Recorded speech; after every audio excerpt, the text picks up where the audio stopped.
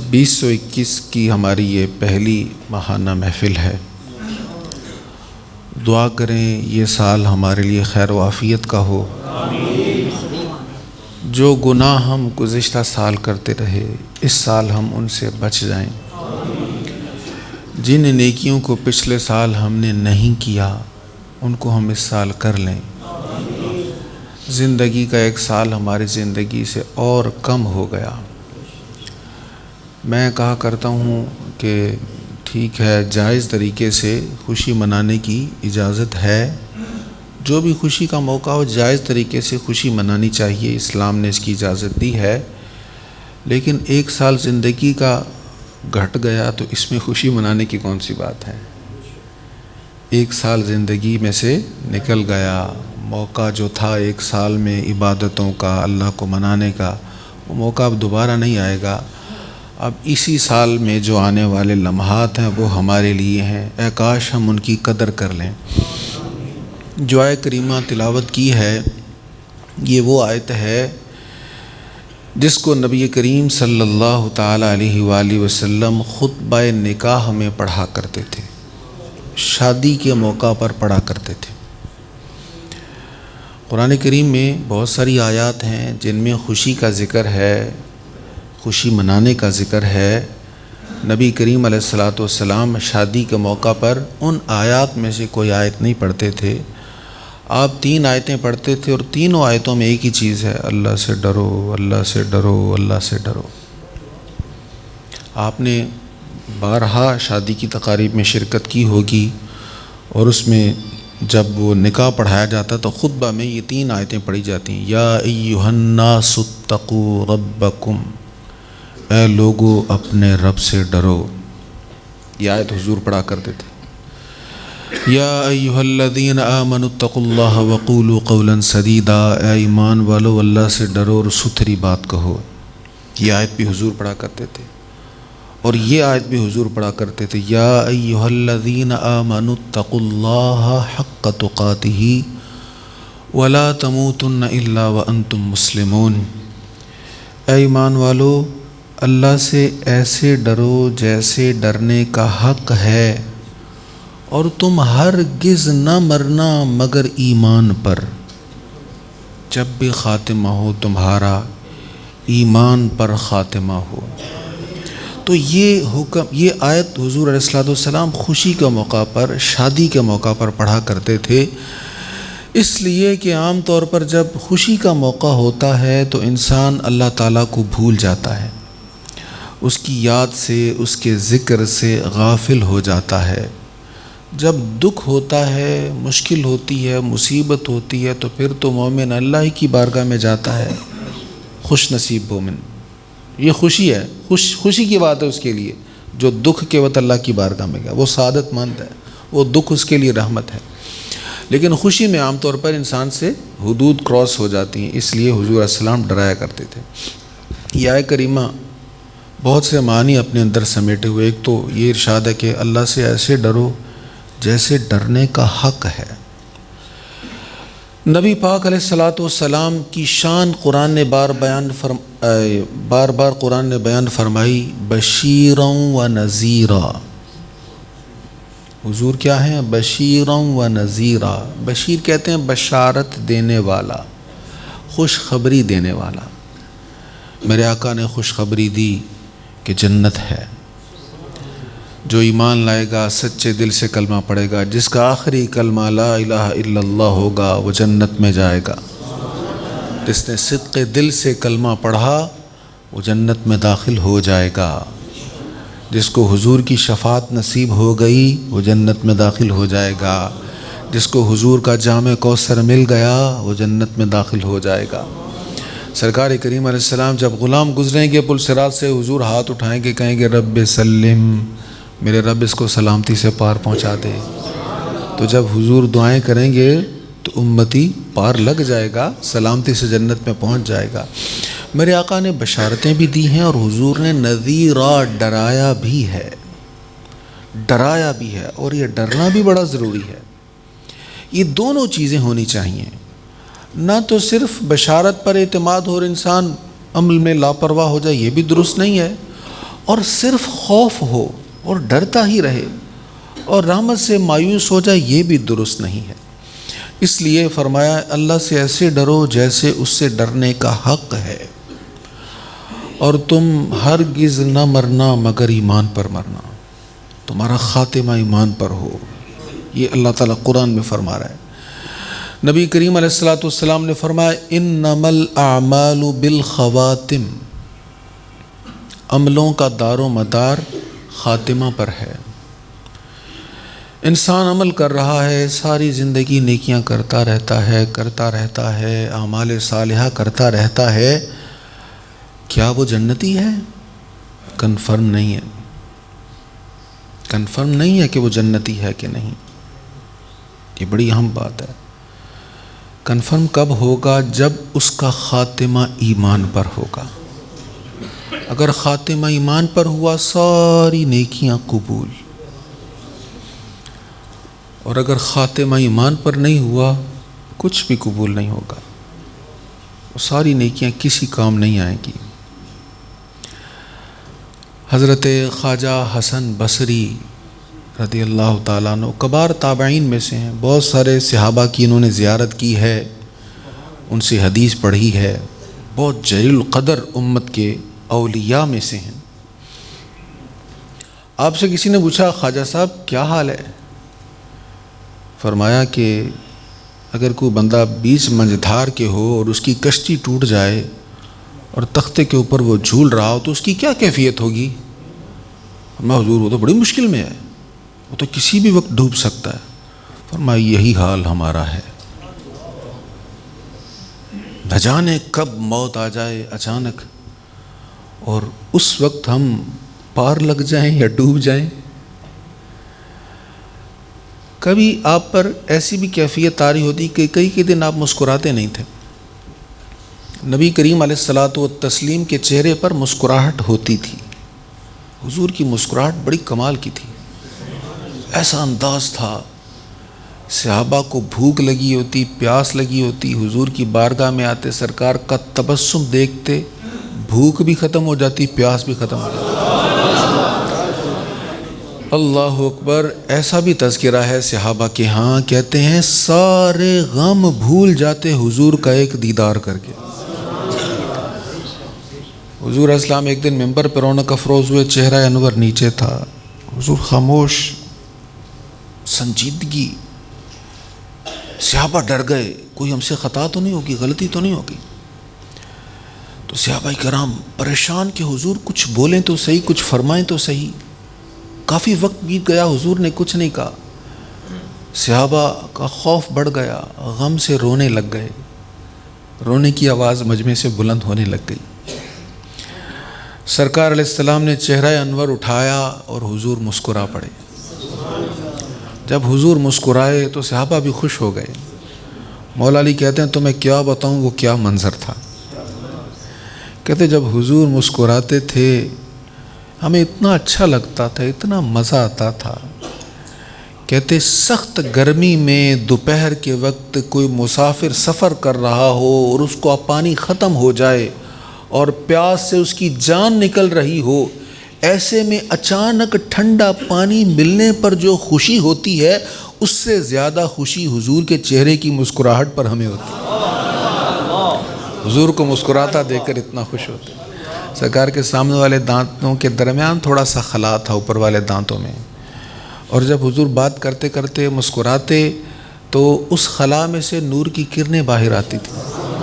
صحابہ کہتے نور کی کرنیں چھن چھن کر باہر آتی اور اتنا نور پھیلتا ہمیں لگتا مدینے کی گلیاں بھی روشن ہو گئیں۔ حضور مسکرایا بھی کرتے تھے، لیکن سرکار علیہ الصلوۃ والسلام اللہ کے خوف سے ڈرتے بھی تھے، اللہ کے عذاب کے خوف کو محسوس فرماتے تھے۔ وہ گرہن لگ گیا تو حضور علیہ السلام کے چہرے مبارک پر خوف طاری تھا۔ صحابہ نے عرض کی آپ اللہ کے رسول ہیں، اللہ کے حبیب ہیں؟ فرمایا ہاں، لیکن پہلی قوموں پر جب عذاب آتا تھا تو ایسی ہی صورت ہوا کرتی تھی۔ تو حضور علیہ الصلوۃ والتسلیم یہ ڈرنا اللہ کے خوف سے، یہ بھی میرے آقا کی سنت ہے، حضور کی سنت ہے۔ سرکار کے لیے تو اللہ نے ساری کائنات کو بنایا ہے۔ حضور نہ ہوتے تو شاید اللہ تعالیٰ اپنے خالق ہونے کا اظہار بھی نہ فرماتا۔ تو وہ اللہ کے حبیب ہیں، پھر بھی حضور علیہ الصلوۃ والسلام اللہ کے خوف سے ڈرتے تھے تاکہ ہم کہیں اس سے بے پرواہ نہ ہو جائیں۔ تو اللہ کے عذاب کا خوف محسوس کرنا، ڈرنا، یہ میرے آقا کی سنت ہے۔ اور حضرت خواجہ حسن بصری کے متعلق ہے کہ آپ کئی دن مغموم رہتے، کئی دن گزر گئے، آپ کے چہرے پر کسی نے مسکراہٹ نہیں دیکھی۔ تو کسی نے کہا حضرت آپ نیک بندے ہیں، اللہ اللہ کرتے ہیں، لوگوں کو نیکی کی تلقین کرتے ہیں، برائیوں سے روکتے ہیں، آپ کیوں اتنے مغموم ہیں، کیوں اتنے ڈرے ہوئے ہیں، کس بات نے آپ کو اتنا ڈرا دیا؟ کہا ڈر اس بات سے رہا ہوں کہ نیکیاں کرتے کرتے اچانک کوئی غلطی نہ ہو جائے، اچانک کسی عمل پر پکڑ نہ ہو جائے، ایسا نہ ہو کہ ایسا جرم ہو جائے مجھ سے اور اس پر ایسی سخت پکڑ ہو جائے کہ اللہ تعالیٰ فرمائے کہ حسن اب تو نے جرم اتنا بڑا کر لیا ہے کہ تیرے لیے اب بخشش نہیں ہے۔ یہ سوچ کر ڈرے جا رہا ہوں، یہ سوچ کر خوف زدہ ہوئے جا رہا ہوں۔ یہ اللہ والوں کی باتیں۔ اللہ والے ایسے خوف کھاتے تھے اپنی آخرت کے حوالے سے، اپنے خاتمہ کے حوالے سے۔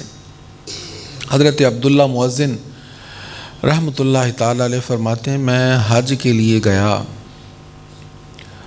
مکہ شریف میں نے دیکھا ایک شخص کعبہ شریف کو پکڑا ہوا ہے اور رو رو کے کہہ رہا ہے مولا مجھے ایمان پہ موت دینا، یا اللہ مجھے ایمان پہ موت دینا۔ میں نے دیکھا تھوڑی دیر بعد ایک اور مقام پر تھا، وہاں بھی یہی دعا کر رہا ہے یا اللہ ایمان پہ موت دینا، یا اللہ خاتمہ بالخیر کر دینا۔ مجھے تعجب ہوا کہ اور بھی دعائیں ہیں، یہ بندہ ایک ہی دعا مانگے جا رہا ہے۔ کہتے جب اس کو کچھ فراغت ہوئی تو میں نے اس کو کہا اللہ کے بندے اللہ کی رحمت بڑی ہے، تو ایک ہی دعا تجھے آتی ہے، وہی دعا ہر جگہ مانگ رہا ہے؟ کہنے لگا ہاں میرا بھائی تھا، کئی سال فی سبیل اللہ وہ اذان پڑھتا رہا، مسجد میں جاتا تھا، مؤذن تھا، اذان پڑھا کرتا تھا، لیکن جب اس کے مرنے کا وقت آیا اس نے قرآن منگوایا، ہم سمجھے شاید قرآن سے محبت کرنے لگا، تلاوت کرنے لگا، قرآن پکڑا اور پکڑ کر کہنے لگا گواہ ہو جاؤ میں اس کا انکار کرتا ہوں، گواہ ہو جاؤ میں نصرانی ہو گیا۔ کہنے لگے حضرت عبداللہ مؤذن سے، وہ کہنے لگے حضرت جی وہ ساری زندگی اذانیں پڑھ پڑھ کے کفر پر مرا، میں ڈر رہا ہوں کہیں میرے ساتھ بھی ایسا نہ ہو جائے۔ بڑا یہ سخت مرحلہ ہے اور اس کی فکر کی بڑی ضرورت ہے۔ مدینہ طیبہ میں ایک بزرگوں سے میری ملاقات ہوئی، پاکستان کے رہنے والے ہیں، تو وہاں پر وہ مسجد نبوی شریف میں الیکٹریشین ہیں۔ اب کافی سال سے میری ان سے ملاقات نہیں ہوئی، پہلے کئی بار میری ان سے ملاقات ہوئی۔ ان کا معمول شریف ہے کہ عصر سے لے کر عشاء تک وہ حضور کے روضہ شریف کے سامنے ایک جگہ وہاں پر مستقل بیٹھے رہتے ہیں، روزانہ کا معمول، عصر سے لے کر عشاء تک پڑھتے رہتے ہیں کچھ نہ کچھ تلاوت، ورد و وظائف وغیرہ، عصر سے عشاء تک کا پکا معمول۔ جب بھی ان سے ملنا ہو تو پوچھنے کی ضرورت نہیں ہوتی، ایک مقام ہے خاص وہاں پہ بیٹھتے ہیں، وہاں پہ جائیں عصر سے عشاء تک، وہاں پہ آپ کو مل جائیں گے وہ۔ میری حاضری کے آخری دن تھے تو میں نے ان سے کہا حضرت جی واپسی ہے، آپ نیک بندے ہیں، حضور کے قدموں میں رہتے ہیں، ہر وقت یہاں کے برکات کو سمیٹتے رہتے ہیں، تو آپ میرے لیے دعا فرمائیے گا۔ کہنے لگے مجھے کیوں دعا کا کہتے ہو؟ میں نے کہا جی آپ نیک آدمی ہیں، بزرگ آدمی ہیں، سفید ریش ہیں، حضور کی بارگاہ کے خادم ہیں۔ ٹھنڈی آہ بھر کے کہنے لگے یہ تو تمہارا حسن ظن ہے، اللہ ہی بہتر جانتا ہے خاتمہ کیسا ہوگا، یہ تو اللہ کو پتہ نا خاتمہ کیسا ہوگا۔ یہ جو کچھ بھی تمہیں نظر آ رہا ہے، دکھ رہا ہے، یہ قبول تو تب ہوگا جب آخر اچھا ہو گیا، جب انجام اچھا ہو گیا۔ پکڑ ہونے پر آئے تو کسی بھی غلطی پر پکڑ ہو جاتی ہے۔ مدینہ شریف سے ایک بات یاد آئی، مرزا شکور بیگ صاحب بہت کمال کے شاعر، اللہ کو پیارے ہو گئے ہیں رحمۃ اللہ تعالیٰ علیہ، ہمارے یہاں بھی تشریف لائے تھے، والد گرامی کی بارگاہ میں آئے تھے، میں نے زیارت کی ان کی، بہت بڑے شاعر ہیں۔ راتیں بھی مدینے کی، باتیں بھی مدینے کی، ان کا کلام ہے۔ جینے میں یہ جینا ہے، کیا بات ہے جینے کی، یہ زخم ہے طیبہ کا، یہ سب کو نہیں ملتا، کوشش نہ کرے کوئی اس زخم کو سینے کی، عرصہ ہوا طیبہ کی گلیوں سے وہ گزرے تھے، اس وقت بھی گلیوں میں خوشبو ہے پسینے کی، ہر سال کے آنے کا ہے راز یہی مرزا، کوئی تو پسند آئی ہے بات قرینے کی۔ کہتے شاید کوئی میری ادا حضور کو پسند آ گئی ہے کہ ہر سال میری حاضری ہو جاتی ہے، ہر سال کے آنے کا ہے راز یہی مرزا، کوئی تو پسند آئی ہے بات قرینے کی۔ اگلا سال آیا، حاضری نہیں ہوئی، بڑی کوشش کی، بڑی دعائیں مانگی، بڑی آہوزاریاں کیں، حاضری نہیں ہوئی۔ حضرت قطب مدینہ شیخ ضیاء الدین مدنی رحمۃ اللہ تعالیٰ علیہ حیات تھے، آپ کو انہوں نے خط لکھا، حضرت حاضری نہیں ہو رہی، ہر سال حاضری ہوتی تھی، بڑی کوشش کی، اس بار حاضری نہیں ہوئی۔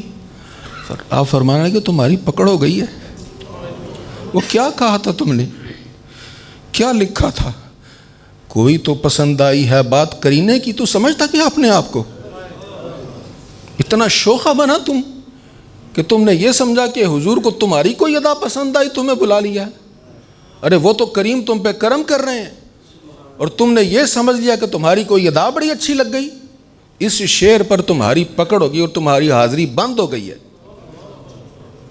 بڑا روئے، بڑا روئے، پھر شعر کو درست کیا، ہر سال کے آنے کا ہے راز یہی مرزا، سرکار جگاتے ہیں تقدیر کمینے کی، سرکار جگاتے ہیں تقدیر کمینے کی، سرکار جگاتے ہیں تقدیر کمینے کی۔ یہ شعر لکھا، معافی مل گئی، پھر حاضری ہو گئی۔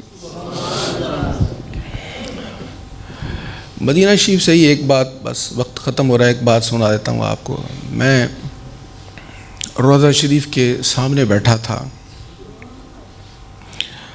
دعا کریں اللہ تعالی ہم سب کو بار بار با ادب حاضری نصیب فرمائے۔ بے ادبی والی حاضری نہیں چاہیے، جس نے جا کے بے ادبی کرنی ہے اس کے لیے بہتر ہے یہیں پر رہ جائے، ادب والی حاضری نصیب ہو۔ روضہ شریف کے سامنے بیٹھا تھا تو وہاں پر آپ نے دیکھا ہوگا کہ جو کالم ہیں، پلر، ان کے ساتھ ان کے پیروں پر چوڑے چوڑے وہ جگہ بنی ہے، لوگ ٹیک لگا لیتے ہیں، انہی کالموں پر تھوڑا سا اوپر شیلف بنے جن پر قرآن مجید پڑے ہوتے ہیں۔ ایک بابا جی آئے قرآن مجید اٹھانے کے لیے، تو مجھے پتا تھا کہ ان کو قرآن مجید پکڑنے کے لیے کافی دقت ہوگی، جھکنا پڑے گا، آگے سے ریل اٹھائیں گے، پھر آگے جھک کر وہ قرآن مجید اٹھائیں گے، تو میں نے جلدی سے ایک ریل اور قرآن مجید پکڑ کے ان کے پیش کر دیا انہیں۔ وہ مجھے توجہ سے دیکھنے لگ گئے، غور سے دیکھنے لگ گئے، مجھے دیکھ کر کہنے لگے کہاں سے آئے ہو؟ میں نے کہا جی فیصل آباد سے۔ تو تھوڑا سا ٹھہر گئے، کہنے لگے مفتی امین صاحب نو سیاڑ دے ہوں، مفتی امین صاحب کو جانتے ہیں؟ میں نے کہا جی میں جانتا ہوں، وہ میرے پھوپھا جان ہیں، رشتے میں میرے پھوپھا جان ہیں۔ تو وہ کہیں دور بیٹھے ہوئے تھے تو وہیں پر میرے پاس بیٹھ گئے، تو میں نے اپنی جگہ چھوڑ دی، میں نے کہا آپ یہاں ٹیک لگا کے بیٹھیں۔ وہ بیٹھ گئے تو پوچھنے لگے کہاں پہ آپ ان سے کتنا دور رہتے ہیں، کتنے فاصلے پر رہتے ہیں، باتیں ہونے لگ گئیں۔ تو تعارف پر انہوں نے بتایا کہ وہ جو مفتی صاحب کے وہ پیر بھائی تھے، وہ بزرگ قبلہ مفتی امین صاحب رحمۃ اللہ تعالیٰ علیہ کے وہ پیر بھائی تھے، اور ان کی رہائش کوٹلی شریف میں ہے، جہاں آپ کے مرشد حضرت خواجہ صادق صاحب رحمۃ اللہ تعالیٰ علیہ، آپ کا آستانہ، آپ کی خانقاہ ہے، وہیں پر ان کی رہائش ہے۔ اور وہ خواجہ صادق صاحب کے وصال کے قریب کے جو لمحات تھے، ان دنوں میں ان کی خدمت پر مامور تھے۔ ویسے وہ نیشنلٹی ہولڈر تھے برطانیہ کے، انگلینڈ میں رہتے تھے. تو انہوں نے مجھے کہا کہ آخری وقت میں خواجہ صاحب کے قریب رہا. حضور خواجہ صادق صاحب رحمۃ اللہ تعالیٰ علیہ کی خدمت پر مامور رہا اور آپ کے قریب رہا. مجھے بڑا اچھا لگا. میں نے کہا یار یہ تو بہت مزہ آیا, بڑے خاص بزرگوں سے آج میری ملاقات ہو گئی ہے. میں نے کہا جی مجھے بتائیں, ان کی کچھ باتیں سنائیں. حضور خواجہ صاحب سے میری بڑی قلبی عقیدت ہے, وہ بڑی کمال کی شخصیت ہے, ایسے لوگ ملتے نہیں ہیں آج کے دور میں. تو وہ خواجہ صادق صاحب رحمۃ اللہ تعالی جو قبلہ مفتی امین صاحب کے مرشد ہیں, ان کی باتیں بتانے لگ گئے. ایک بات بڑے کمال کی بتائی, اور وہ پلو کے ساتھ باندھنے والی بات ہے. حضرت خواجہ صادق صاحب کے پاس لوگ آتے تھے, ملاقات نہیں ہوتی تھی. بڑے بڑے لوگ آتے تھے, وزراء آتے تھے, تو میسج پہنچ جاتا تھا دعا کے لیے, آپ دعا فرما دیا کرتے تھے, ملاقات نہیں کرتے تھے. بہت کم خوش نصیبوں سے ملاقات ہوتی تھی. بڑے بڑے سیٹھ, بادشاہ, وزیر رہ جاتے تھے, اور کوئی فقیر آتے تھے تو آپ اس کو سینے کے ساتھ لگا لیا کرتے تھے. بھائی جان ظہور احمد صاحب مجھے انہوں نے بتایا, کہتے ایک بار ہم گئے تو میرے دل میں بڑی خواہش تھی کہ خواجہ صاحب تو ملاقات نہیں کرتے, تو کاش ایسا ہو جائے کہ آپ ملاقات فرمائیں اور خاص کچھ شفقت فرمائیں. تو بھائی جان مجھے فرمانا ہے کہ جب میں اندر گیا ہوں تو آپ نے ملاقات بھی کی اور بازو پھیلا کر مجھے سینے کے ساتھ بھی لگایا ہے. اچھا وہ بابا جی غلام سرور صاحب ان کا نام تھا, جن سے میری ملاقات ہوئی, وہ مجھے بتانے لگے ان کی باتیں. کہنے لگے ایک بار ایک شخص آیا, وہ بڑا پریشان تھا, اس نے پیغام بھیجا آپ کی طرف. کہنے لگا حضرت جی میں بڑا فکر مند ہوں, بڑا پریشان ہوں, میرے لیے دعا کریں. کہا کس بات کی پریشانی ہے؟ کہا مجھے فکر اس بات کی ہے کہ میرا خاتمہ ایمان پر ہو جائے. اس بات کی بڑی فکر ہے, بڑا غم ہے, آپ کچھ نظر کرم فرمائیں کہ خاتمہ بالخیر ہو جائے. کہتے جب حضرت خواجہ صادق صاحب نے اس کا یہ پیغام سنا, سر جھکا کر ٹھنڈی آہ بھر کے کہا اس کو کہو میں بھی اسی فکر میں بیٹھا ہوں, مجھے بھی یہی فکر ستائے جا رہی ہے. وہ کسی نے کیا خوب کہا تھا, پانی پرن پناریاں ونو ون کڑے, پریا اوس دا جانیے جس دا توڑ چڑھے. پانی بھرنے والی بہت تھیں, کسی نے پانی بھرا اور اٹھایا نہیں گیا, کس نے بھرا اٹھایا اور گھڑا گر کے ٹوٹ گیا. تو بھرا تو اسی کا مانیں گے جس نے اٹھایا, سنبھالا اور توڑ جہاں لے جانا تھا وہاں پہنچایا. نیکیاں بہت کرتے ہیں, ہم سے اعمال صالح اللہ کی توفیق سے ہوتے ہیں, اللہ توفیق دیتا ہے, لیکن مزہ تب ہے جب اعمال صالحہ کے ساتھ خاتمہ بالخیر ہو. اللہ تعالی ہمارا خاتمہ بالخیر فرمائے. زندگی میں موقع ہے وہ اعمال کرنے کا جس سے برا خاتمہ نہ ہو. حضرت عبداللہ مؤذن سے پوچھا کہ جی آپ کا بھائی جو ساری زندگی اذانیں پڑھتا رہا, پھر اس کا خاتمہ کفر پر ہوا, تو اس کا کوئی تو عمل ہوگا, کوئی تو برائی ہوگی کہ اذانیں پڑھنے کے باوجود, سارے لوگوں کو نماز کے لیے بلانے کے باوجود کافر ہو کر مرا. کیا برائی ہوئی اس سے؟ کہتے ایک عیب تھا اس میں, غیر عورتوں کو بڑا دیکھا کرتا تھا, یہ اس کی عادت نہیں جاتی تھی, بد نگاہی بڑی کرتا تھا. بزرگ فرماتے ہیں بد نگاہی کرنے والا, شراب پینے والا, شرح الصدور میں شراب پینے والا, نمازوں میں غفلت کرنے والا, والدین کا نافرمان, یہ وہ ہیں جن کے ایمان پر خاتمے کا امکان نہیں ہے. اللہ تعالی ہمیں اعمال صالحہ کی توفیق عطا فرمائے, اپنی اور اپنے حبیب علیہ السلام کی محبت نصیب فرمائے. وآخر دعوانا الحمد للہ رب العالمین.